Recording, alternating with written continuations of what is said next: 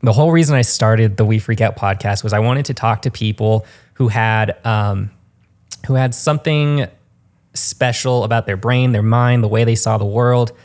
If this is your first episode that you're watching, episodes 1 and 2 are me and also my aunt, who are like specifically that.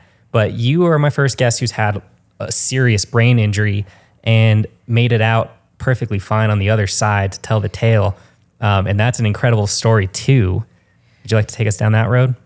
Sure. Yeah. No, that's a cool prompt. And by the way, brilliant foundational idea for this podcast, by the way, because Thanks. I believe I think you could interview anybody, because I think everybody has something that makes their mind unique and tick differently. Otherwise, we would all just be robots, right? Totally. Like, everybody has something that they've acquired along the way, or something that's happened that allows them to think or process their world in a different way than you and me. And that's what makes this such a beautiful world that we live in. But to answer your question about my brain injury, and I'm sorry, because I feel like this is going to be a 2.5-3 hour podcast. That's awesome. That puts me in I'm going to be Joe Rogan status. So, I don't fully believe anybody's really going to want to listen to me ramble for this time. No, they will. They'll be captivated. Hopefully, they get to this part of the podcast, because it's kind of a fun story. So to kind of set a little bit of groundwork about who CK is, because I think it leads to my brain injury. I have severe ADHD, and it's been something that's plagued me since I was a kid. I've always struggled with my ADHD, and I've always been a really happy kid, and I've had a wonderful upbringing, but I haven't had any systems, processes. I didn't have a lot of structure in my house, and it's kind of just like free for all. And so the result of that was I was just completely rambunctious in school, very disruptive, and my mind was all over the place. I got terrible grades. I was in special ed in elementary, and like all of these different things, because like I couldn't conform to the normal like classroom experience. I had no coping mechanisms to deal with my outbursts and this energy and these tics that I have. And so my parents put me on ADHD medication at a young age, like maybe 8 or 9 years old. I was on Ritalin. And I remember like it made me feel terrible. I hated the feeling of ADHD medication. And so they would call me into the nurse's office to take my ADHD meds, and I would just pocket it in the side of my cheek. And then as soon as I walk out, I'd spit it out. And God bless my parents, because here they thought I was getting ADHD meds, and I was just spitting them out, and like nothing could get control of me. And it seemed the only outlet for me, and I learned this, that if I had physical activity or something that was fast paced, like it was the only time when my mind was truly focused and wasn't trying to explore my surroundings for other stimulation, right? And so they started putting me into all these sports and all these different things just to give me an outlet for my energy. And it really started helping. I started learning through sports and through motorsports specifically how to channel my energy. And when I got to middle school and high school, my parents got me a 4-wheeler, and this is early Rio Rancho days. Like it was largely just desert out there, and we lived on the far outskirts of that time. In our backyard, it opened up to this vast open space. I mean, you could ride for hours and nothing but bushes and arroyos, and it was this amazing place to explore. And so I would go out after school every single day, and I would just ride this 4-wheeler. Like that was my thing, because I could channel my energy. I felt so much better, and then I could come back and I could do my homework. Like I had let out all my energy, and with motorsports in particular, it's so fast. Like I anything I do fast. I drive way faster than I should, but it seems like the faster I drive, the more in flow state that I get, because the faster you get, the higher the consequences, the more you got to concentrate, and the less your mind can wander. And I seek that flow state like it's a drug, because it's so fleeting for me in my life. And so anyway, to bring it back to my head injury, I was a sophomore in high school, have this four-wheeler, and again, I'm obsessed with this thing, but I'm riding it way too fast.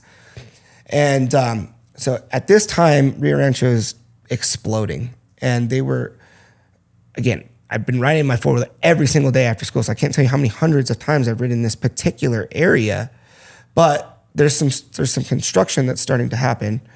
And so I'm riding out there, I'm with my cousin Mike, and we're blasting down this dirt path, and as fast as I could go, fifth gear, pinned, full throttle, just blazing, and know this path like the back of my hand. Well, they were building a park, and it's now where Sunset Little League is, if you've ever been down there on High Resort, and there's this big park. And off the back of that park, they did a drainage canal.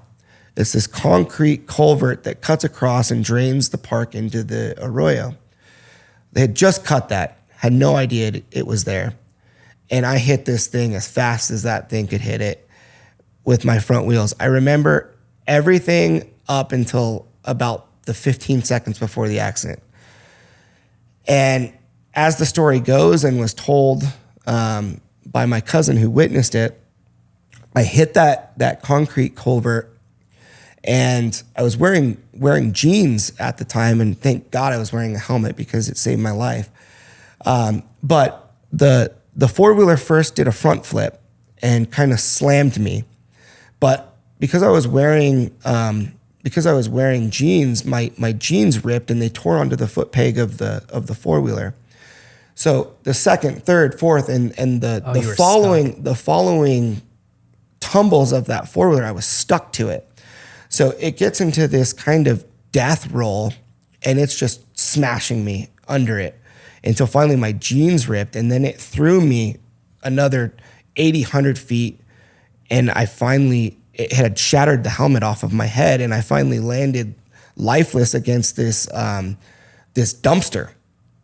And this is during the early times. Like, I had a Nokia phone that had Snake on it, and that's what I had in my pocket. The Nokia phone that I had in my pocket completely shattered, no cell phone reception. Thank God there was a adult softball game that was happening, and they see this wreck happen, and so they call for medical help, and I ended up getting flight for life.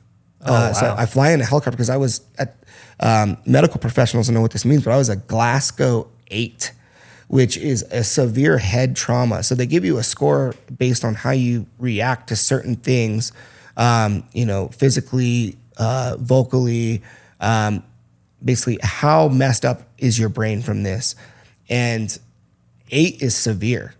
And I was bleeding out of my ears, completely unconscious, no motor skills, nothing. So I'm dead, except my heart is beating, but I'm not reacting like a normal human would. So they flight for life me to the only level 1 trauma center in New Mexico, which is University Hospital. I had no ID on me, so I was admitted as my trauma name was Trauma Vito.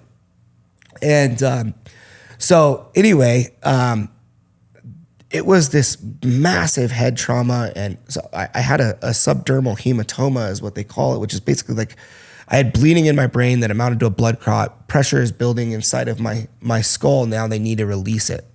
So I go in for open brain surgery. I have a scar that goes from the side of my head all the way up through the crown of my skull.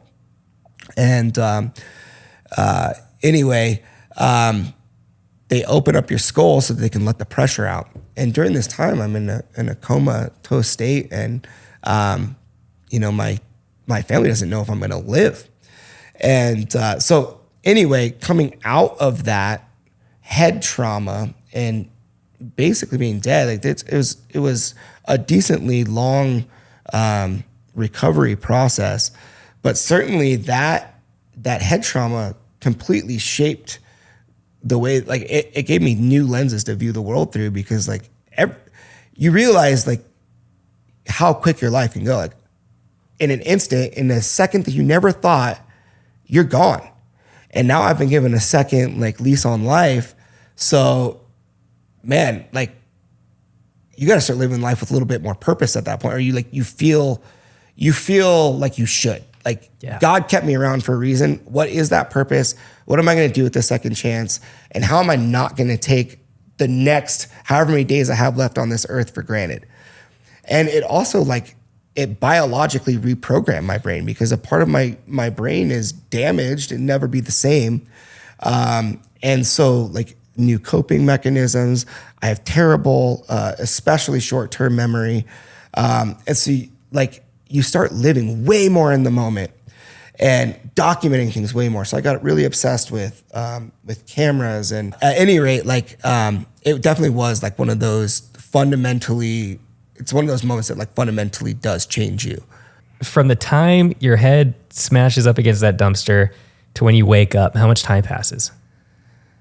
I don't know. I was in a coma, and then to be honest with you, I don't know. I don't remember how long it was. It was a significant period of time that I have no recollection of. I don't even have recollection of the weeks and months after that. So I have that period of time is erased from my memory.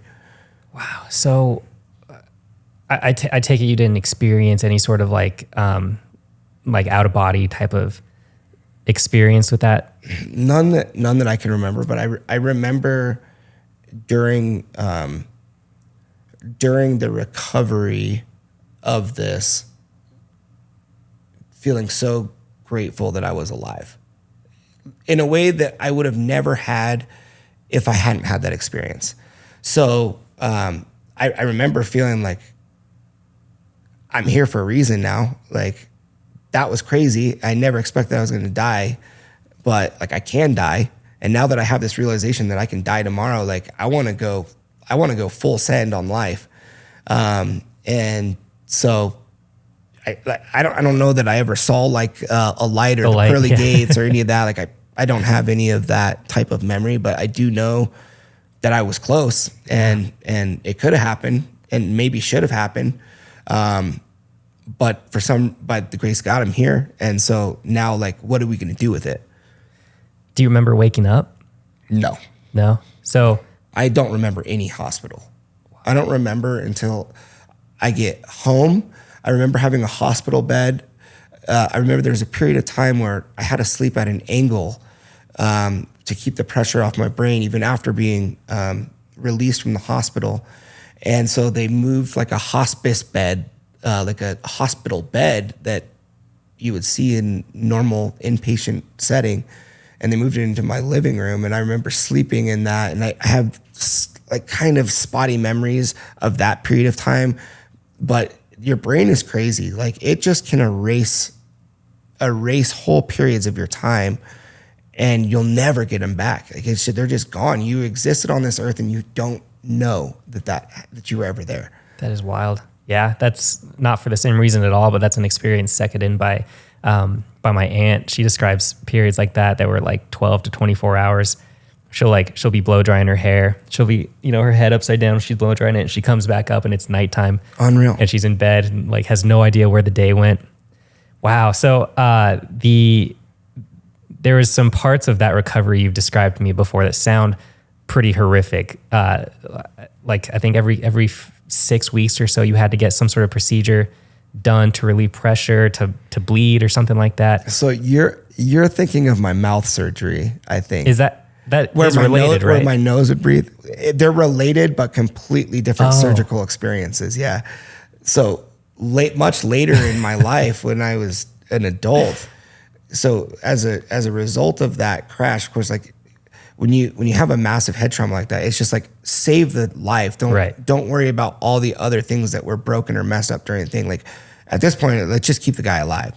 Well, I had messed up my jaw, and I had severe issues. Like if I would yawn, like my jaw would just completely disconnect. I had misalignment, and then like it just didn't grow properly because I was 16 when this happened. I was still growing, So it messed up growth plates and all these different things. So like my upper palate just didn't form the way that it needed to. And so when I became an adult, the other thing that I think is important is smiling. I think smiles change the world. And so I wanted to smile at people, but my smile was kind of messed up. I never had great teeth, so I wanted braces as an adult. Well, when I went in for braces, like, well, we gotta like, before you can get braces, we gotta reset and realign all this because like we gotta expand your palate and get everything aligning and moving the way it's supposed to. And so I ended up having to go and get this pretty gnarly surgery where they cut open the top of, so they cut my whole top mandible off and open, and then they put this thing in my mouth, and every day you end up having to turn the little gadget in your mouth. And I remember my nose would just bleed like crazy. It was a crazy surgery.